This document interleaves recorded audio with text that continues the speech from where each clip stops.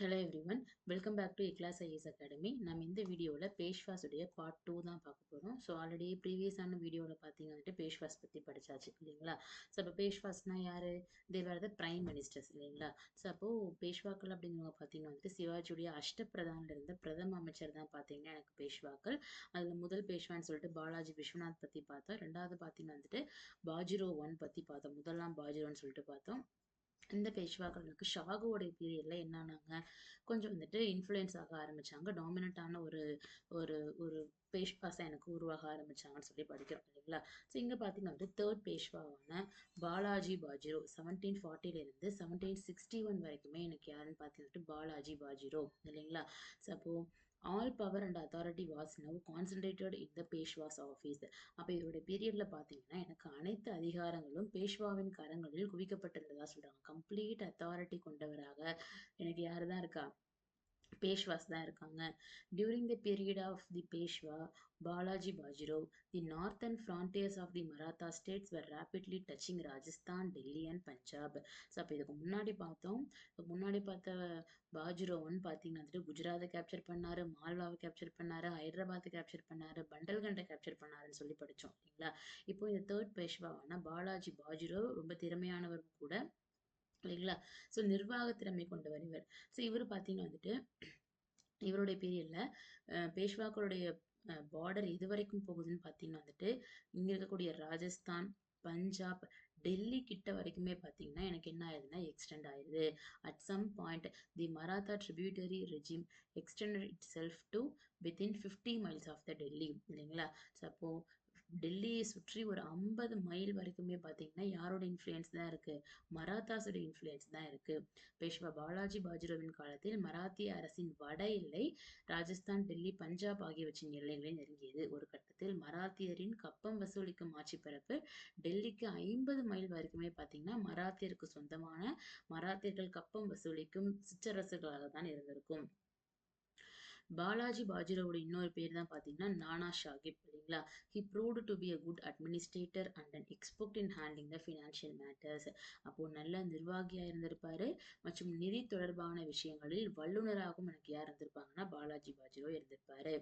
So captured Tiruchirappalli from Dost Ali nawab of Arcot by sending Raghoji Bhonsle. So இவருடைய Carnatic expedition Karnataka பகுதியின் மீதான இவருடைய படையெடுப்பு இல்லைங்களா. ஸோ இப்போ பார்த்தீங்கன்னா வந்துட்டு கர்நாடிக் நவாப்னு சொல்லுவாங்க அல்லது ஆற்காட்டு நவாப்னு சொல்லுவாங்க. ரெண்டுமே ஒண்ணுதான் சரிங்களா. ஸோ அப்போ கர்நாடிக் அல்லது ஆற்காடு அப்படிங்கிற பகுதியை ரூல் பண்ணிட்டு இருந்தவர் தான் பார்த்தீங்கன்னா வந்துட்டு தோஸ்தலி அப்படிங்கிறவர் இல்லைங்களா. ஸோ அவர் பார்த்தீங்கன்னா ஆற்காடு பகுதியுடைய நவாபா இருந்திருப்பாரு. அந்த நவாபை பார்த்தீங்கன்னா தோற்கடிச்சு திருச்சியை பார்த்தீங்கன்னா யார் கேப்சர் பண்ணிக்கிறா? பாலாஜி பாஜிரோ கேப்சர் பண்ணிக்கிறாரு. அந்த படையெடுப்புக்காக யார் அனுப்பிச்சு வச்சிருக்காருன்னா ரகோஜி பான்ஸ்லே என்பவரை அனுப்பி வைத்துள்ளார். ஸோ அதான் கொடுத்துருக்காங்க. ஆற்காடு நவாப் தோஸ்தலியிடம் இருந்து திருச்சிராப்பள்ளியை ரகோஜி பான்ஸ்லே மூலம் கைப்பற்றினார். ஓகே. ஸோ அடுத்து இவருடைய ஒரு போர் தான் பார்த்தீங்கன்னா பேட்டில் ஆஃப் உத்கீர் போர் அப்படின்னு சொல்லிட்டு 1760 நடைபெற்ற ஒரு போர் இல்லைங்களா. அப்போ 1760 a war of succession broken out after the death of Nizam Asaf Shah in 1748 இல்லைங்களா. ஸோ அப்போ உத்கீர் போர் 1760 ஏற்படுது.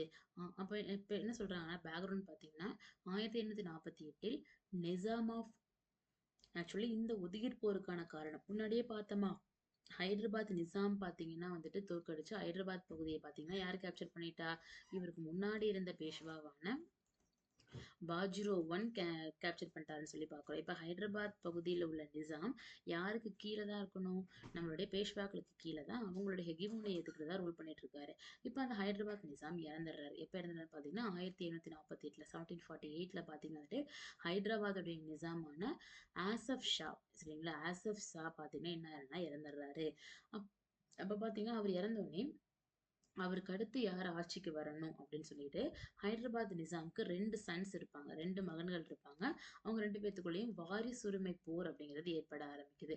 இதுல நம்மளுடைய பேஷ்வா பாலாஜி பாஜிர் ஏன்னா இப்போ இந்த ஹைதராபாத் பகுதியெல்லாம் யாருக்கு கீழே உள்ள பகுதி தான்? பேஷ்வா மராத்திய சாம்ராஜ்யத்துக்கு கீழே உள்ள ஒரு பகுதி தான் இல்லைங்களா. அப்போ அங்க ஒரு வாரிசுரிமை போர் ஏற்படும் பொழுது அதை பார்த்தீங்கன்னா அதில் கண்டிப்பாக யார் தலையிடுற மாதிரி தான் இருக்கும், பேஷ்வாக்கு தலையிடுற மாதிரி தான் இருக்கும். அப்போ பேஷ்வா பார்த்தீங்கன்னா வந்துட்டு மூத்த மகன் தான் வந்துட்டு பேஷ்வா ஆகணும், அதானே மூத்த மகன் தான் என்ன ஆகணும், ஹைதராபாத் நிசாம், அடுத்த ஹைதராபாத் நிசாம் ஆகணும் அப்படின்னு சொல்லிட்டு மூத்த மகனை தான் யார் ஆதரிக்கிறா, பேஷ்வாயாக ஆதரிக்கிறார் இல்லைங்களா. ஸோ ஆனால் இரண்டாவது மகன் பார்த்தீங்கன்னா அதை அக்செப்ட் பண்ணிக்கல. அப்போ சண்டை வர ஆரம்பிக்குது. அப்போ அந்த ஒரு சண்டைக்காக பார்த்தீங்கன்னா வந்துட்டு பேஷ்வா யார் அமைச்சு வைக்கிறாருன்னா சதாசிவராவ் அப்படிங்கிறவர் பார்த்தீங்கன்னா வந்துட்டு அமைச்சு வைப்பாரு. ஸோ இது பேர் பார்த்து வச்சுக்கலாம் இல்லைங்களா. கர்நாடிக் பகுதியை கேப்சர் பண்ண யார் அமைச்சு வச்சிருப்பாரு, ரகோஜி பான்ஸ்ல அமைச்சிருப்பாரு. சிங்க பார்த்தீங்கன்னா வந்துட்டு சதாசிவராவ அமைச்சு வச்சிருப்பாரு. ஸோ இவர் பார்த்தீங்கன்னா வந்துட்டு படைகளோட போறாரு. போய் பார்த்தீங்கன்னா இரண்டாவது மகனை தோற்கடித்து விட்டு அவங்க நினைச்சபடியே யார் அடுத்த ஹைதராபாத் நிசாம் ஆக்கிடுவாங்க, முதல் மகனையே பார்த்தீங்கன்னா ஹைதராபாத் நிசாம் ஆக்கிடுவாங்க. இதுதான் பார்த்தீங்கன்னா உத்கீர் போர் அப்படின்னு சொல்லிட்டு ஒரு போர் 1760 நடைபெற்ற ஒரு போர். The success marked the climax of the Maratha military might இல்லைங்களா. ஸோ மராத்திய ராணுவ பலத்துக்கு கடைசி கட்டமாக இந்த வெற்றி அமைந்ததா சொல்றாங்க. The Peshwa took over Bijapur, Aurangabad, Daulatabad, Ahmednagar, Burhanpur இல்லைங்களா. ஸோ அப்போ இந்த பக்கம் இங்க பாத்தீங்கன்னா வந்துட்டு ஹைதராபாத் ஆம், ஹைதராபாத் நிசாமை தோற்கடிச்சிட்டாச்சு, பண்டல்கண்டை தோற்கடிச்சாச்சு, இங்க மால்வாவை கேப்சர் பண்ணியாச்சு, குஜராத், ராஜஸ்தான், பஞ்சாப் எல்லாமே ஆச்சுங்களா. இப்ப பண்றாங்கன்னா டெக்கான்ல பாத்தீங்கன்னா வந்துட்டு என்னென்ன பகுதிகள்லாம் வாங்கிக்கிறாங்க, பிஜாப்பூர், அவுரங்காபாத், தௌலதாபாத், அகமது நகர், பர்ஹன்பூர் எல்லாமே யார் கண்ட்ரோல் கீழே வந்துருது, மராத்தாசுடைய அதாவது பேஷ்வாக்களுடைய கண்ட்ரோல் கீழே வந்துருது இல்லைங்களா. ஸோ அப்போ பிளாசி போர் அப்படிங்கிற ஒரு போர் முக்கியமான போர். ஆக்சுவலி 2 போர் முக்கியமான போர். இந்த பிளாசி போர் அப்படிங்கிற போர் 1757ல, அடுத்து பார்த்தீங்கன்னா பக்சார் போர் 1764ல இல்லைங்களா. ஸோ பக்சார் அப்படின்னு சொல்லிட்டு ஒரு போர், முக்கியமான ஒரு போர். இந்த 2 போர்கள் மூலமாகத்தான் இந்தியாவில் ஆங்கிலேயர்கள் தங்களுடைய ஆட்சியை பார்த்தீங்கன்னா விரிவாக்கம் பண்ணிக்கிட்டாங்க, எக்ஸ்டெண்ட் பண்ணிக்கிட்டதா சொல்றாங்க சரிங்களா. இந்த பிளாசி போர் பார்த்தீங்கன்னா வந்துட்டு பிரிட்டிஷுக்கும் ஆங்கிலேயருக்கும் சரிங்களா. ஸோ அப்போ பார்த்தீங்கன்னா பெங்காலுடைய நவாபாக இருந்த சிராஜ் உத்தவுலாவுக்கும் இடையில் நடைபெற்ற ஒரு போர் சரிங்களா. ஸோ பெங்கால்ல நவாபாக இருந்த சிராஜ் உத்தவுலா அவருக்கும் நம்மளுடைய பிரிட்டிஷுக்கும் இடையில் ஏற்பட்ட ஒரு போர் தான் பார்த்தீங்கன்னா பிளாசி போர். இந்த போர்ல பார்த்தீங்கன்னா யார் தோத்துருவாங்கன்னா சிராஜ் உத்தவுலா தோத்துருவாரு. அந்த பெங்கால் பகுதிகளில் பார்த்தீங்கன்னா வந்துட்டு வரி வசூலிக்கும் அதிகாரம்லாம் யாருக்கே வந்துடும், பிரிட்டிஷுக்கே வந்துடும். அதுக்கப்புறமாகத்தான் அவங்களுக்கு ஒரு கான்ஃபிடென்ஸே வர ஆரம்பிக்கும். அடுத்து பக்சார் போர்ல ஜெயிப்பாங்க. அதை பேஸா வச்சு தான் பார்த்தீங்கன்னா வந்துட்டு இந்தியாவில் ஒரு அட்மினிஸ்ட்ரேஷனுக்கான நிர்வாகத்துக்கான ஒரு அடித்தளத்தை பார்த்தீங்கன்னா யார் போடுவா, பிரிட்டிஷனுக்கு போடுவாங்க சரிங்களா. இப்ப என்ன சொல்றாங்கன்னா அந்த அந்த பிளாசி போர் நடைபெற்ற பொழுது எனக்கு யார் பேஷ்வாக இருந்தா, பாலாஜி பாஜிரோ தான் எனக்கு பேஷ்வாவாக இருந்தாரு. அப்போ பாலாஜி பாஜிரோ பாத்தீங்கன்னா யாருக்கு ஹெல்ப் பண்ண மாட்டேன்றாருன்னு பாத்தீங்கன்னா வந்துட்டு அந்த பெங்காலுடைய நவாபான சிராஜ் உத்தவுலா, பிரிட்டிஷுக்கு எதிராக சண்டை போட்ட பெங்கால் நவாபான சிராஜ் உத்தவுலா பாத்தீங்கன்னா யார்கிட்ட வந்து ஹெல்ப் கேட்பாரு, பாலாஜி பாஜிராவ் கிட்ட ஹெல்ப் கேட்பாரு. ஆனா அவர் பாத்தீங்கன்னா உதவி செய்ய மாட்டேன்னு சொல்லி மறுத்துருவாரு இல்லைங்களா. தி Peshwas undue interest in Delhi earned the enmity of various regional powers. Delhi மீதான பேஷ்வாவின் தேவையற்ற ஆர்வம் பல பிரதேச ஆட்சியாளர்களின் எதிர்ப்பை சம்பாதித்தது. ஸோ பேஷ்வாவுக்கு பார்த்தீங்கன்னா வந்துட்டு ஓகே டெல்லியை சுற்றி ஒரு 50 மைல் தூரம் வரைக்குமே என்ன பண்ணியாச்சு, கேப்சர் பண்ணியாச்சா. அடுத்த டார்கெட் பார்த்தீங்கன்னா டெல்லியை கேப்சர் பண்ணணும் அப்படின்னு தான் யார் நினைச்சிருப்பா, பாலாஜி பாஜிராவ். ஆனால் டெல்லியை கேப்சர் பண்ணணும் அப்படிங்கிற பட்சத்தில் பார்த்தீங்கன்னா இவங்க பிற பிற பிற அரசுகளெல்லாம் யார் எதிர்த்துக்க ஆரம்பிச்சிட்டாங்கன்னா பேஷ்வா எதிர்த்துக்க ஆரம்பிச்சிட்டாரு. அப்போ டெல்லியின் மீதான இவருடைய தேவையற்ற ஆசையை பார்த்தீங்கன்னா இவருடைய வீழ்ச்சிக்கான ஒரு காரணமாகவும் பேஷ்வாக்களுடைய வீழ்ச்சிக்கான ஒரு ரீசனாகவும் சொல்லலாம் இல்லைங்களா. ஸோ அப்போ பார்த்தீங்கன்னா இவருடைய பீரியட்ல தான் 1761ல அகமது ஷா அப்தாலி என்பவர் பார்த்தீங்கன்னா படையெடுத்து இந்தியாவுக்குள்ள வருவாரு இல்லைங்களா. ஸோ அப்போ 1398ல தைமூர் படையெடுப்பு, அதே மாதிரி 1739ல நாதிர் ஷா படையெடுப்பு, 1761ல பார்த்தீங்கன்னா வந்துட்டு யாருடைய படையெடுப்பு, நம்மளுடைய அகமது ஷா அப்தாலியின் படையெடுப்பு. அப்போ முக்கியமான ஒரு battle, third battle of Panipat, மூன்றாம் பானிபட் போர். இப்போ ஃபர்ஸ்ட் பானிபட் போர் எப்போ, 1526 யாருக்கும் நடுவுல, நம்மளுடைய பாபருக்கும் இப்ராஹிம் லோடிக்கும் நடுவில் நடைபெற்ற போர் தான் என்ன போர், முதல் பானிபட் போர் இல்லைங்களா. செகண்ட் பானிபட் பார்த்தீங்கன்னா 1556ல அக்பருக்கும் இல்லைங்களா ஆப்போசிட்ல ஹெமுவுக்கும் நடைபெற்ற ஒரு போராக படித்தோம் இல்லைங்களா. அந்த ஷெர்ஷாவின் வழி வந்தவர்களுடைய ஒரு ஒரு ஒரு படைத்தளபதியாக இருந்தவர் தான் எனக்கு யாருங்க, ஹெமு. அதே மூன்றாம் பானிபட் போர் பார்த்தீங்கன்னா 1761ல சரிங்களா. இது யாருக்குன்னு பார்த்தீங்கன்னா அகமது ஷா அப்தாலிக்கும், இந்தியாவுக்குள்ள படையெடுத்து வந்த அகமது ஷா முன்னாடி நாதிர் ஷா பார்த்தோம் இல்லைங்களா. நாதிர் ஷா எப்போ வந்தாரு? 1739ல வந்தாரு இல்லையா? அந்த நாதிர் ஷாவுக்கு அடுத்து அந்த ஆப்கானிஸ்தான்ல ஆண்டவர் தான் எனக்கு யாரு? அகமது ஷா அப்தாலி. சரிங்களா? ஸோ அவருக்கும் நம்மளுடைய இப்ப யார் பேஷ்வாவா படிச்சுட்டு இருக்கோம்? பாலாஜி பாஜிராவோ பேஷ்வாவா படிச்சுட்டு இருக்கோம். அப்ப பாலாஜி பாஜிராவுக்கும் அகமது ஷா அப்தாலிக்கும் இடையில் நடைபெற்ற போர் தான் பாத்தீங்கன்னா தேர்ட் பேட்டில் ஆஃப் பானிபட், மூன்றாம் பானிபட் போர் அப்படின்னு சொல்லிட்டு. The defeat in the battle dealt a severe blow to the Marathas and the Mughal Empire and thereby paved the way for the rise of the British power in India. இல்லைங்களா? So என்ன ma'am ஏன் சம்மந்தமே இல்லாம இவங்களுக்கு குழுக்கு சண்டைன்னா, actually Ahmad Shah Abdali as usual எங்க தான் வந்திருப்பாரு? டெல்லியின் மீது தான் படையெடுத்து வந்திருப்பார் இல்லைங்களா? அப்ப டெல்லியை ஆண்டு கொண்டிருந்த அப்ப எனக்கு டெல்லியோடைய முகலாய அரசராக யார் இருப்பான்னு பாத்தீங்கன்னா வந்துட்டு ஷா ஆலம் டூ, இரண்டாம் ஷா ஆலம் என்பவர் இருந்திருப்பாரு. சரிங்களா? So I will repeat it again.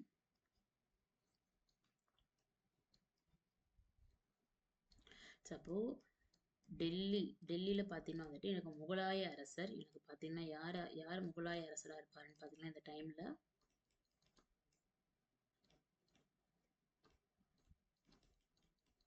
Shah Alam two, இரண்டாம் ஷா ஆலம் பாத்தீங்கன்னா எனக்கு என்னவா இருப்பாரு? முகலாய அரசராக எனக்கு டெல்லியில இருப்பார். சரிங்களா? ஸோ அப்ப பாத்தீங்கன்னா வந்துட்டு இந்த பகுதிகள் எல்லாமே பெரும்பாலும் இப்ப எனக்கு யார் கேப்சர் பண்ணிட்டா? எனக்கு பேஷ்வாக்கள் எனக்கு கேப்சர் பண்ணி அவங்க கண்ட்ரோல்ல வச்சிருக்காங்க. ஸோ இந்த டைம்ல தான் எனக்கு 1761ல யாரு படையெடுத்து வரான்னு பாத்தீங்கன்னா அகமது ஷா அப்தாலி படையெடுத்து வராரு. ஆப்கானிஸ்தான்ல இருந்து வராரு. இவர் நாதிர் ஷாவின் வழி வந்தவராக அறியப்படுகிறார். வந்து டெல்லிக்கு வராரா? டெல்லிக்கு வந்து என்ன பண்றாங்கன்னா இந்த ஷா ஆலமும் அகமது ஷா அப்தாலியும் என்ன ஆயிருவாங்கன்னா சமாதானம் ஆயிருவாங்க. பிகாஸ் இரண்டாம் ஷா ஆலம் என்னும் முகலாய அரசரால எல்லாம் யாருடைய படைகளை எதிர்கொள்ள முடியாது? நம்மளுடைய அகமது ஷா அப்தாலின் படைகளை எதிர்கொள்ள முடியாது. ஸோ பாத்தீங்கன்னா சமாதானமாயி அகமது ஷா அப்தாலி கேட்ட பகுதிகள் எல்லாம் யார் கொடுத்துருவா? நம்மளுடைய ஷா ஆலம் பாத்தீங்கன்னா கொடுத்துருவார். சரிங்களா? அப்ப பாத்தீங்கன்னா இந்த பஞ்சாப் மாகாணம் இருக்கு இல்லையா? இந்த பஞ்சாப் மாகாணம் யார் கைக்கு போயிரும்னு பாத்தீங்கன்னா அகமது ஷா அப்தாலியுடைய கைக்கு போயிடும். யார் கொடுத்துருவா? இரண்டாம் ஷா ஆலம் கொடுத்துருவாரு. முன்னாடி பாத்தீங்கன்னா அந்த பஞ்சாபுடைய பார்டர் வரைக்குமே எனக்கு யாரு வந்துட்டா? இங்கதான் கொடுத்துருப்பாங்க இல்லைங்களா? ஸோ அந்த பஞ்சாபுடைய பார்டர் வரைக்குமே பார்த்தீங்கன்னா எனக்கு வந்து கைப்பிடிச்சிடுவாரு. So touching Rajasthan, Delhi and Punjab, அதை அந்த பஞ்சாப்லாம் வந்து டச் பண்ற மாதிரி எனக்கு கிட்ட வரைக்கும் எனக்கு யார் வந்துடுவா? பாலாஜி பாஜிரா எனக்கு வந்துட்டாரா? இப்போ பார்த்தீங்கன்னா எனக்கு பஞ்சாப் பகுதி யார்கிட்டயே போயிருச்சு? அகமது ஷா அப்தாலி கிட்ட போயிருச்சு. இப்போ என்னன்னா நம்மளுடைய பேஷ்வாவான பாலாஜி பாஜிராவ் என்ன பண்ணிடுவாங்கன்னா பஞ்சாபின் மீது தன்னுடைய உரிமையை செலுத்த ஆரம்பிச்சிடுவாரு. இல்லைங்களா? அப்ப ஆல்ரெடி பஞ்சாப் யார்கிட்ட போயிருச்சு? அகமது ஷா அப்தாலிட்ட போயிருச்சா? அப்ப அந்த இடத்துலதான் யாருக்கும் மோதல் ஏற்பட ஆரம்பிக்குது. அகமது ஷா அப்தாலிக்கும் பேஷ்வாவான பாலாஜி பாஜிராவுக்கு இடையில் மோதல் ஏற்பட ஆரம்பிக்கும். ஸோ ரெண்டு பேருடைய படைகளும் எங்க மீட் பண்ணுவாங்கன்னா ஹரியானால மீட் பண்ணுவாங்க. பானிபட் அப்படிங்கிற இடத்துல. இதான் எனக்கு பாத்தீங்கன்னா 1761ல மூன்றாம் பானிபட் போர் அப்படின்னு சொல்லி படிக்கிறோம். இந்த போர்ல பாத்தீங்கன்னா பயங்கரமான படுதோல்வி யார் அடைஞ்சிருவா? நம்மளுடைய பேஷ்வாக்களுடைய ராணுவம் அடைஞ்சிரும். இல்லைங்களா? இந்த போரில் மராத்தியருக்கும் முகலாயர்களுக்கும் கிடைத்த மிகப்பெரிய தோல்வி இந்தியாவில் ஆங்கிலேய அரசு காலூன்ற வழிவகுத்தது. இல்லைங்களா? ஸோ இதுல பாத்தீங்கன்னா வந்துட்டு கம்ப்ளீட்டா மராத்திய சாம்ராஜ்யமும் வீழ்ச்சி ஆயிரும். டெல்லியை ஆண்டு கொண்டிருந்த முகலாய அரசருமே பாத்தீங்கன்னா வந்துட்டு ஒரு வலிமையற்ற ஒரு அரசராகத்தான் திகழ்கிறார். இந்த வாய்ப்பை பயன்படுத்தி இப்ப பிரிட்டிஷை வந்துட்டு எதிர்ப்பதற்கோ அப்போஸ் பண்றதுக்கோ யாருமே இல்லாத பட்சத்துல பாத்தீங்கன்னா எனக்கு ஆங்கிலேயர்கள் இந்தியாவில பாத்தீங்கன்னா பயங்கரமா வந்து காலூன்ற ஆரம்பிச்சுட்டு எனக்கு சொல்றாங்க. ஸோ அப்போ தேர்ட் பேட்டில் ஆஃப் பானிபட்கான சர்க்கம்ஸ்டன்சஸ் என்ன அப்படின்னு தான் படிக்க போகிறோம். தி Marathas attempt to extend their domain beyond Punjab was checked by the king of Afghans Ahmed Shah Abdali. பஞ்சாபை கடந்து இல்லைங்களா? ஸோ அப்போ பஞ்சாபை இப்போ யார்கிட்ட கொடுத்தாச்சு? அகமது ஷா அப்தாலிட்ட கொடுத்தாச்சு. இப்போ அவருடைய பேஷ்வா என்ன பண்றாரு? பஞ்சாபை தாண்டியும் தன்னுடைய ஆதிக்கத்தை வந்துட்டு செலுத்துறதுனால இது ஆப்வியஸா யாருக்கு கோவத்தை கொடுக்குது? நம்மளுடைய அகமது ஷா அப்தாலிக்கு கோவத்தை கொடுக்குது. இல்லைங்களா? Ahmad Shah Abdali invaded 8 times before finally marching on to Delhi. டெல்லியை நோக்கி படையெடுக்கும் முன்னாடி 8 முறை பாத்தீங்கன்னா அவர் இந்தியாவின் மீது படையெடுத்து வந்ததா சொல்றாங்க. The Marathas were now divided among several commanders who approached the battle with different tactics. So இப்போ பாத்தீங்கன்னா வந்துட்டு முன்னாடியே படிக்கிறோமா? முன்னாடியே படிக்கிறோம். மராத்தாஸ்ல பார்த்தீங்கன்னா 5 மராத்திய குடும்பங்கள் இருந்தாங்க அப்படின்னு சொல்லியே படிக்கிறோம் இல்லைங்களா? 5 மராத்தா ஃபேமிலி இருந்தாங்கன்னு சொல்லியே படிக்கிறோம். ஸோ அப்ப பார்த்தீங்கன்னா, அவங்களுக்குள்ள நெறைய நெறைய பிரிய ஆரம்பிச்சர்றாங்க. அப்போ பார்த்தீங்கன்னா ஒவ்வொருவரும் ஒவ்வொரு ஸ்ட்ராட்டஜியோட என்ன பண்ண ஆரம்பிக்கிறாங்கன்னா போர எதிர்கொள்றாங்க. So artillery decided the battle in the 1761 January இல்லைங்களா? ஸோ அப்போ இந்த 3ஆம் பானிபட் போர்ல ஒரு முக்கியமான டிசைடிங் ஃபேக்டரா இருந்ததுன்னு பார்த்தீங்கன்னா, என்ன படைகள் தான்? பீரங்கி படைகள் தான் இல்லைங்களா? ஸோ அப்போ முதல் பானிபட் போர்லயுமே பார்த்தீங்கன்னா பாபருடைய வெற்றியை தீர்மானித்தது பார்த்தீங்கன்னா என்னதான்? அவருக்கு அறிமுகமான பீரங்கிகள் தான். அதேதான் எங்கேயும் நடந்திருக்கு? 3ஆம் பானிபட் போர்லயுமே நடந்திருக்கும் இல்லைங்களா? ஸோ அப்போ ஆப்கானியர்களின் இடம் விட்டு இடம் நகர்ந்து செல்லக்கூடிய பீரங்கி படைகள் மராத்திய காலாட்படையினரையும் குதிரை படையினரையும் கொன்று குவித்தன. ஸோ அப்ப பார்த்தீங்கன்னா யாருடையது? நம்மளுடைய அதாவது ஆப்கான்ஸ்னா இங்க யார்? அகமது ஷா அப்தால் இல்ல அவருடைய அந்த இடம் விட்டு இடம் பெயரக்கூடிய பீரங்கிகள் பாத்தீங்கன்னா ஈஸியா என்ன பண்ணிடுறாங்க? நம்மளுடைய மராத்தியர்களுடைய குதிரை படைகளும் காலாட் படைகளையும் பாத்தீங்கன்னா ஈஸியா ஷூட் பண்ணி கொண்டு குவிச்சிடுறாங்க. The Maratha army was shattered and surviving men took 6 months to return to Maharashtra from Panipat to report the tragedy. அப்ப பாத்தீங்கன்னா இவங்களுக்கு தூரம் மராத்தாஸ்க்கு பாத்தீங்கன்னா பேஷ்வாக்களுக்கு பாத்தீங்கன்னா இங்க உள்ள விஷயத்த இங்க கன்வே பண்றதுக்கே என்ன ஆயிருந்தாங்களா? ஐ டுக் 6 months. தப்பிப்பிழைத்த மராத்திய வீரர்கள் பானிபட்டிலிருந்து மகாராஷ்டிரா திரும்பி நடந்ததை கூறதுக்கே 6 மாசம் ஆயிடுது. அப்ப தெரிஞ்சுக்கிட்டு தானே அடுத்து இவங்க எவ்வளவு படைகள் வேணும் என்னங்கிறத திருப்பி இங்க அனுப்ப முடியும். அப்ப ரொம்ப டிஸ்டன்ஸ் பயங்கரமான ஒரு ஃபேக்டரா இருந்திருக்கு. By then Maratha supremacy over the subcontinent was effectively over. அப்ப இந்த 3ஆம் பானிபட் போரோட பாத்தீங்கன்னா இந்தியாவின் மீதான மராத்தியர்களுடைய ஒரு டாமினன்சி என்னாக ஆரம்பிக்குது? எனக்கு சுருங்க ஆரம்பிக்குது. அப்ப இந்த போர்ல மராத்தியர்கள் தோத்தது, அதாவது பேஷ்வாக்கள் தோத்தது பாத்தீங்கன்னா அவங்களுக்கு கீழே இருந்த அரசுகள்லாம் என்ன ஆயிடுறாங்க? ஆப்வியஸ்லி எனக்கு இண்டிபெண்டன்ட் ஆயிடுவாங்க. சரிங்களா? ஸோ அப்போ இந்த போர்ல பாத்தீங்கன்னா இந்த போர்ல தோத்துட்டோம் அப்படிங்கிற ஒரு ஒரு மனக்குமுறல்லே பாத்தீங்கன்னா யாரும் இறந்துருவா. அதே 1761ல பாத்தீங்கன்னா பாலாஜி பாஜிரோ அப்படிங்கிற 3வது பேஷ்வாவும் எனக்கு பாத்தீங்கன்னா இறந்துருவாரு. ஸோ அவருக்கு ஆனா 3ஆம் பானிபட் போரோட எனக்கு என்ன முடிஞ்சு போயிரல. எனக்கு பேஷ்வாக்களுடைய ஆட்சி முடிஞ்சு போயிடல. அதுக்கப்புறம் சிறிது ஆண்டு காலம் எனக்கு பேஷ்வாக்கள் ஆண்டிருப்பாங்க தான். அடுத்து பார்த்தீங்கன்னா மாதவராவ் ஒன் ஆட்சிக்கு வராரு. 1761ல இருந்து 1772 வரைக்கும் ஆட்சியில் இருப்பாரு. He tried to regain the Maratha power which was lost in third battle of Panipat.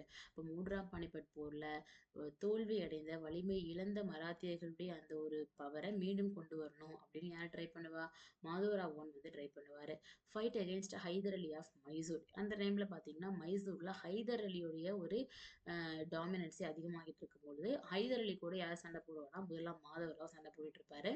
Defeating Rohillas Rajputs and Jats in north India. So கொஞ்சம் ஓரளவுக்கு ஒரு திறமையான அரசராகவே அறியப்படுகிறார். பிகாஸ் இவர் பார்த்தீங்கன்னா வட இந்தியாவில் இருந்த ரோஹில்லாக்கள் ராஜபுத்திரர்கள் ஜட்ஸ் கூட எல்லாம் பார்த்தீங்கன்னா யார் சண்டை போடுறா? முதலாம் மாதவராவ் சண்டை போடுறாரு.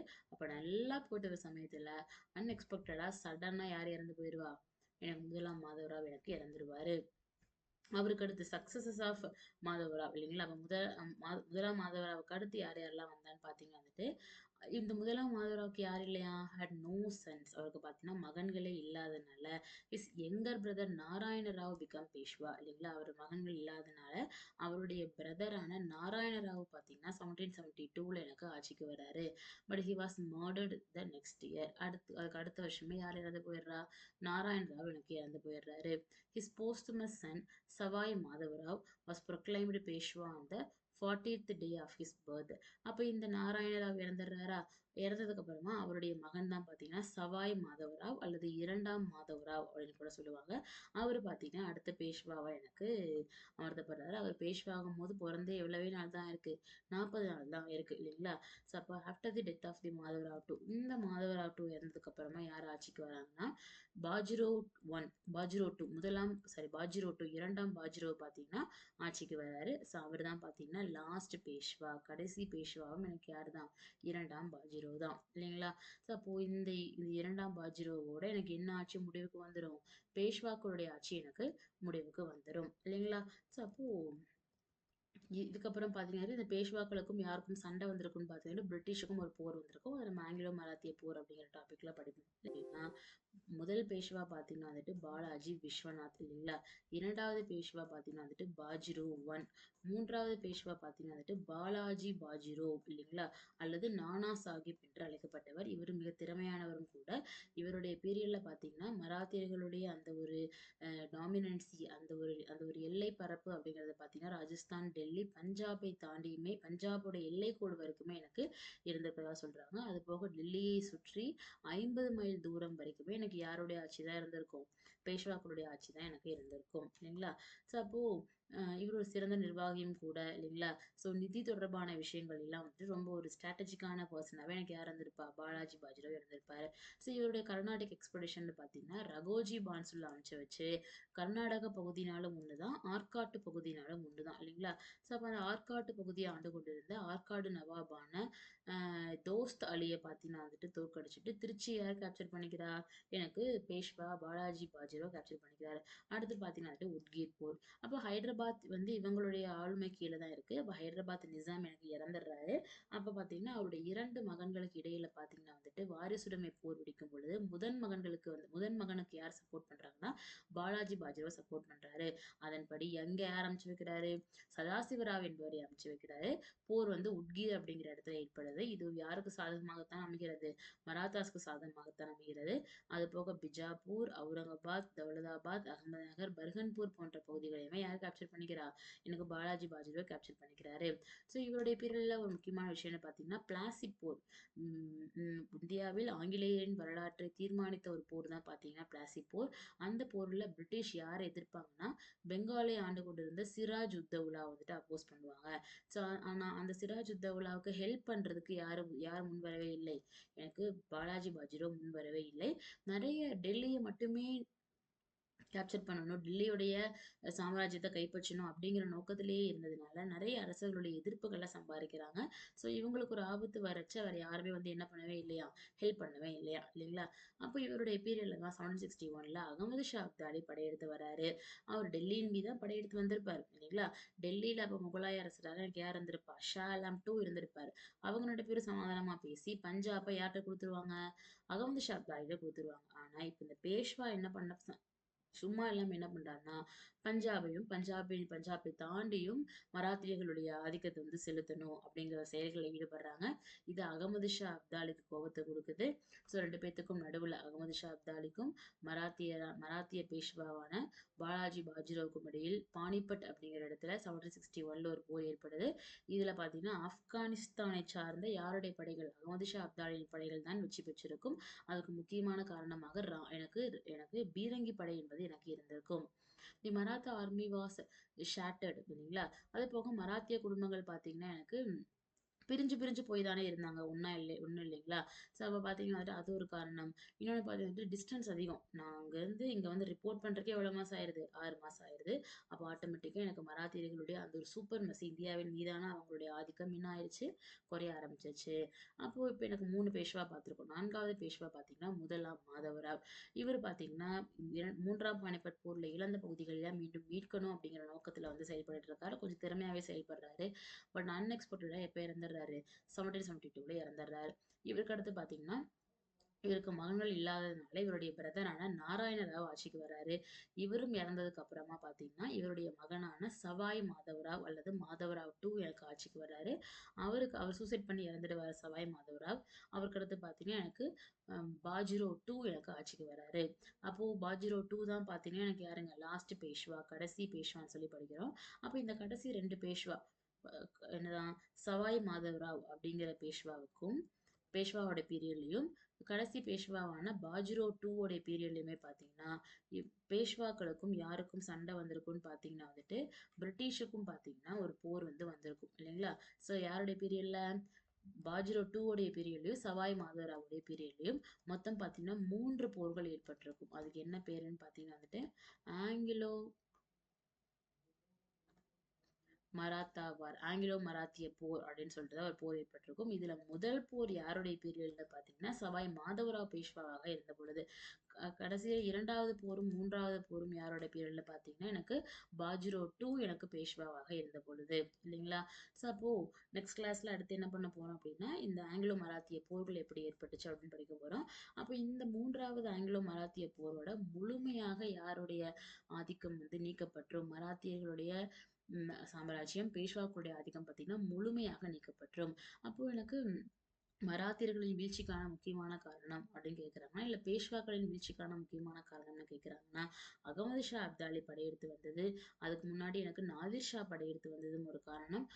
3வது பார்த்தீங்கன்னா வந்துட்டு எனக்கு இந்த ஆங்கிலோ மராத்திய போர், பிரிட்டிஷ் கூட ஏற்பட்ட இந்த ஆங்கிலோ மராத்தா வார் அப்படிங்கிற இந்த 3 போருமே பார்த்தீங்கன்னா முழுமையாக கம்ப்ளீட்டா பேஷ்வாஸ் என்ன ஆயிருவாங்க, ரொயின் ஆயிருவாங்க. பேஷ்வா பதவியே என்ன ஆயிரும், நீக்கப்பட்டு கலைக்கப்பட்டும். அந்த பகுதிகளில் யார் டேக் ஓவர் பண்ணிப்பா, பிரிட்டிஷ் எனக்கு டேக் ஓவர் பண்ணிப்பாங்க. சரிங்களா. ஸோ அப்போ லாஸ்ட் பேஷ்வா எனக்கு யார் தான், பாஜ்ரோ டூ தான்.